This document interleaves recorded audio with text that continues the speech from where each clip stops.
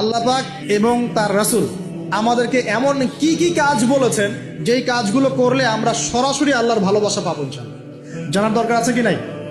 আমি অল্প কয়েকটা কাজ বলে শেষ করছি। এক নাম্বার, আল্লাহ এবং তার রাসূল আমাদেরকে জানিয়েছেন আমরা যদি তাওহীদের উপর থাকতে পারি, একত্ববাদ, লা ইলাহা ইল্লাল্লাহ, আল্লাহর ভালোবাসা পাবো ইনশাআল্লাহ। যে ব্যক্তি শিরকের পাপে লিপ্ত আছে সে আল্লাহর ভালোবাসা পাবে না যতক্ষণ না সে তওবা করে ফিরে আসছে। অতএব আল্লাহর ভালোবাসা পাওয়ার জন্য এক নাম্বার কাজ কি ভাই? আল্লাহর তাওহীদের কালিমা লা ইলাহা ইল্লাল্লাহ এর উপর থাকা, শিরক বাদ দেওয়া।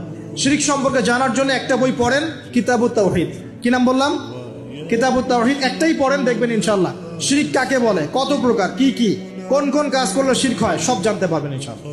এই বইটা একটু কঠিন, এই বইটার ব্যাখ্যা বের হয়েছে, ব্যাখ্যা যুক্ত বই কিনবেন এবং যেগুলো বুঝবেন না ওলামায়ে কেরামকে জিজ্ঞাসা করবেন, কারণ সবগুলো কিন্তু বুঝতে পারবেন।